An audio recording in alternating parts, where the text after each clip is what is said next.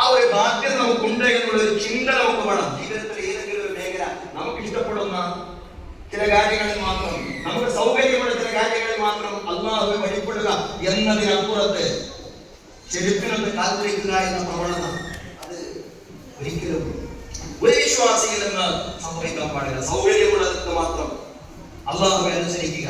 ഒരൽപ്പം ത്യാഗപൂർവ്വം ചെയ്യേണ്ടുന്ന കാര്യങ്ങളാണെങ്കിൽ, നമ്മുടെ താല്പര്യങ്ങളോട് ഏറ്റുമുട്ടുന്ന സാമ്പത്തിക മേഖലയാണെന്നിരിക്കട്ടെ, അവിടെ പലിശയിൽ ബന്ധപ്പെടാത്ത ജീവിതം, അവിടെ ഹറാമുകളിൽ ബന്ധപ്പെടാത്ത ജീവിതം, ഒരു വിഷയം അതിനെ സംബന്ധിച്ച് ഒരു ഫത്വ ചോദിച്ചു ഒരു പണ്ഡിതനോട്. ആ പണ്ഡിതൻ കിതാബിന്റെയും സുന്നത്തിന്റെയും അടിസ്ഥാനത്തിൽ അത് ഹറാമാണെന്ന് പറഞ്ഞു. ആ ഇടപാടിൽ നീ പങ്കുചേരാൻ പാടില്ലെന്ന് പറഞ്ഞു. അതയാൾക്ക് ബോധ്യമായി, ചോദിച്ചയാൾക്ക് ബോധ്യമായി, അതാണ് അതിന്റെ ശരി എന്ന് പറയുന്നത്. എന്നിട്ടും അതിൽ ചേരുന്നു. എന്തുകൊണ്ട്? അവിടെ സാമ്പത്തിക നേട്ടം ഉണ്ടാവും, പലിശയോട് ബന്ധപ്പെടുന്ന സാമ്പത്തിക നേട്ടം ഉണ്ടാവും എന്നുള്ള ചിന്ത വിശ്വാസികൾ ഉണ്ടാവാൻ പാടില്ല. കാരണം വിശ്വാസി എന്താണ് അല്ലാഹുവോട് പറയുന്നത്? ഓരോ 5 നേരവും കൈകെട്ടിക്കൊണ്ട് പറയുന്നത് ദുആഉൽ ഇഫ്തിതാഹാണ്. അതാണല്ലോ ആരംഭ പ്രാർത്ഥന. ഇന്ന സ്വലാത്തി വനുസുകി വമഹ്യായ വമമാതി. ഇത് ശാഫിഈ മദ്ഹബിലാണ് ഈ രീതിയിൽ വന്നിട്ടുള്ളത്. ഹനഫി മദ്ഹബിൽ തനായി എന്ന് പറയുന്ന വേറൊരു ദിക്റാണ്. ഏതായാലും അതിനെ സംബന്ധിച്ചല്ല ഞാൻ പറഞ്ഞത്. പക്ഷേ ഈ പ്രാർത്ഥന യഥാർത്ഥത്തിൽ ഖുർആൻ പറഞ്ഞതാണ്. وجهت وجهي للذي فطر السماوات والارض حنيفا مسلما وما انا من المشركين ان صلاتي ونسكي ومحياي ومماتي. നിശ്ചയം എന്റെ നമസ്കാരം, എന്റെ ബലി, എന്റെ ജീവിതം, എന്റെ മരണം. എന്റെ ജീവിതം, എന്റെ മരണം എന്ന് പറഞ്ഞാൽ എന്റെ ജനനം തൊട്ട് എന്റെ മരണം വരെയുള്ള എന്റെ മുഴുവൻ കാര്യങ്ങളും ലില്ലാഹി റബ്ബിൽ ആലമീൻ, ലോകരക്ഷിതാവായ അല്ലാഹുവേ ഞാനിതാ നിനക്ക് സമർപ്പിച്ചിരിക്കുന്നു എന്നാണ് വിശ്വാസി അല്ലാഹു ഉച്ചസ്ഥലം ഓരോ 5 നേരവും കൈകെട്ടിക്കൊണ്ട് പ്രാരംഭ പ്രാർത്ഥന എന്നോണം പറയുന്നത്. അത് ചില മദ്ഹബുകളിൽ അതില്ലെങ്കിൽ പോലും അത് നമസ്കാരത്തിൽ പ്രാരംഭ പ്രാർത്ഥനയില്ല എന്നേ ഉള്ളൂ. പക്ഷേ അത് ഖുർആനിന്റെ പ്രഖ്യാപനം എന്ന രീതിയിൽ എല്ലാവരും ഏറ്റെടുക്കേണ്ടുന്ന കാര്യമാണ്. എല്ലാവരും ഏറ്റെടുക്കേണ്ടുന്ന കാര്യമാണ്. എന്റെ ജനനം തൊട്ട് എന്റെ മരണം വരെയുള്ള മുഴുവൻ കാര്യങ്ങളും ലില്ലാഹി റബ്ബിൽ ആലമീൻ, ലോകരക്ഷിതാവായ അല്ലാഹുവേ നിനക്കിതാ ഞാൻ സമർപ്പിച്ചിരിക്കുന്നു. ഈ സമർപ്പണത്തിന്റെ പ്രേരിപ്പിക്കുന്ന കാര്യം എന്താണ്? അതുള്ള സ്നേഹമാണ്. നമ്മൾ എപ്പോഴാണ് ഒരാൾക്ക് സമ്പൂർണമായും സമർപ്പിക്കുന്നത്?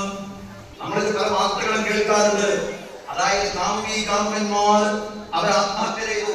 ഒരാൾ മറ്റേയാൾക്ക് വേണ്ടി അവരുടെ ജീവിതം, മുന്നോട്ടുള്ള പ്രയാണം സുഗമമാവില്ല എന്ന് തോന്നുമ്പോൾ ഇക്കാലത്ത് ചില ചെറുപ്പക്കാർ അങ്ങനെയുള്ള ചില വാർത്തകൾ, അതിനെ പോസിറ്റീവായിട്ട് പറയല്ല, പക്ഷെ അങ്ങനെയുള്ള ചില വാർത്തകൾ നമ്മൾ കേൾക്കുന്നു.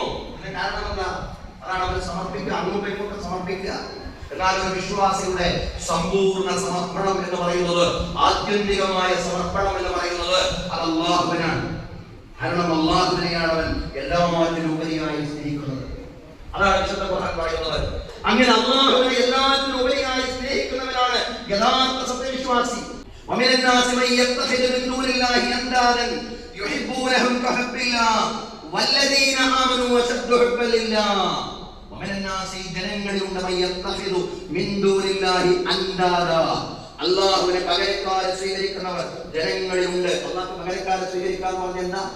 അല്ലാഹു അല്ലാത്ത മറ്റു പലരോടും സഹായാർത്ഥന നടത്തുക, അത് പകരക്കാരെ സ്വീകരിക്കുന്നതിന്റെ ഒരു രൂപമാണ്. അല്ലാഹു അല്ലാത്തവരോട് പ്രാർത്ഥിക്കുക, ഇസ്തിഗാസ നടത്തുക, അത് പകരക്കാരെ സ്വീകരിക്കുന്നതിന്റെ ഒരു രൂപമാണ്.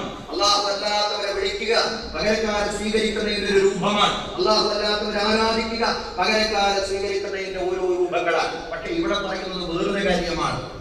യുഹിബ്ബൂനഹും കഹബ്ബില്ലാഹ്, അല്ലാഹുവിനെ സ്നേഹിക്കുന്നത് പോലെ അവർ സ്നേഹിക്കുന്നു. അല്ലാഹുവിനെ സ്നേഹിക്കുന്നത് പോലെ സൃഷ്ടിലോകത്തുള്ള പലരെയും സ്നേഹിക്കുന്നു എന്നുള്ളതാണ്. അതുകൊണ്ട് തന്നെ അല്ലാഹുവിനോടാണ് അവരുടെ പരമമായ സ്നേഹം എന്ന് പറയുക സാധ്യമല്ല.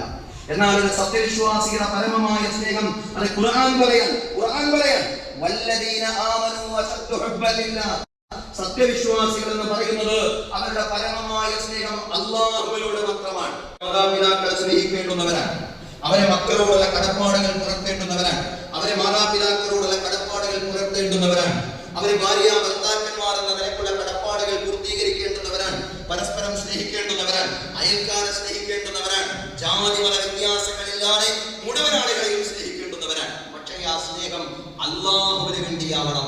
അതാണ് അല്ലാഹുവിനോടുള്ള പരമമായ സ്നേഹം എന്ന് പറഞ്ഞാൽ. നമ്മുടെ സൃഷ്ടിലോകത്തുള്ള മുഴുവൻ സ്നേഹങ്ങളും അല്ലാഹുവിന് വേണ്ടിയുള്ള സ്നേഹമാവണം. അങ്ങനെ സ്നേഹിക്കുമ്പോഴാണ് ഒരാൾ യഥാർത്ഥത്തിലുള്ള മുഅ്മിനായി സത്യവിശ്വാസിയായി മാറുന്നത്. അതാണ് പ്രവാചകൻ സല്ലല്ലാഹു അലൈഹി വസല്ലം വിശദീകരിക്കുന്നത്. മൻ അഹബ്ബ ലില്ലാഹ് വ അബ്ഗദ ലില്ലാഹ് വ മനഅ ലില്ലാഹ് വ അഅത ലില്ലാഹ് ഫഖദ് ഇസ്തക്മല ഈമാൻ.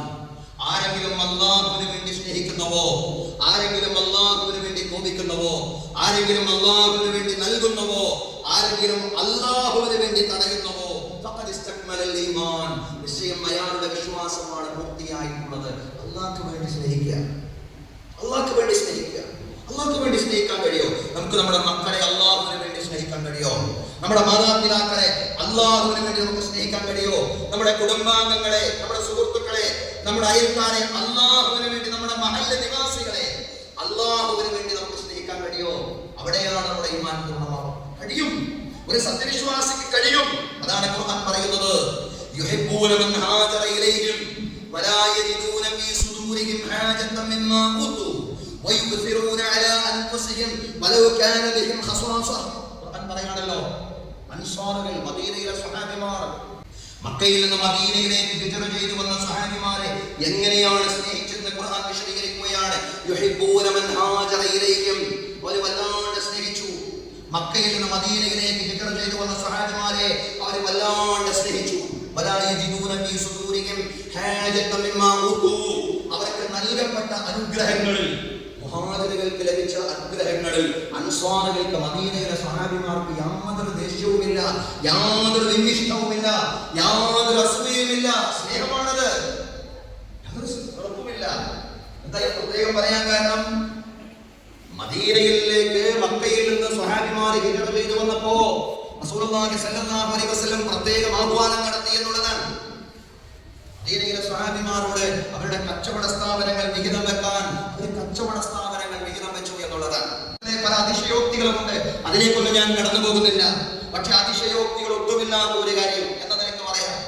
അവരോട് പറഞ്ഞു, നിങ്ങളുടെ കച്ചവട സ്ഥാപനങ്ങൾ, ഒന്നിൽ കൂടുതൽ കടകളുള്ള ആളുകൾ, ആ കടകളിൽ ഒന്ന്, അതല്ലെങ്കിൽ നിങ്ങളുടെ സ്ഥാപനത്തിൽ നിന്ന് ഒരു വിഹിതം മക്കയിൽ നിന്ന് ഹിജ്റ ചെയ്തു വന്ന സ്വഹാബിമാർക്കും നിങ്ങൾ നൽകണമെന്ന് പറഞ്ഞപ്പോ ആ മദീനയിലെ സ്വഹാബിമാർ, അൻസ്വാറുകൾ പറയാൻ, സമിഅനാ വ അത്വഅനാ, ഞങ്ങൾ കേട്ടിരിക്കുന്ന പ്രവാചകനെ ഞങ്ങൾ അനുസരിച്ചിരിക്കുന്നു. അതാണ് സ്നേഹം, അതാണ് അല്ലാഹുവിന് വേണ്ടിയുള്ള സ്നേഹം എന്ന് പറയുന്നത്. ഇനിയും അവർ പ്രവാചകൻ സല്ലല്ലാഹു അലൈഹി വസല്ലമയുടെ അടുക്കലേക്ക് വന്നു.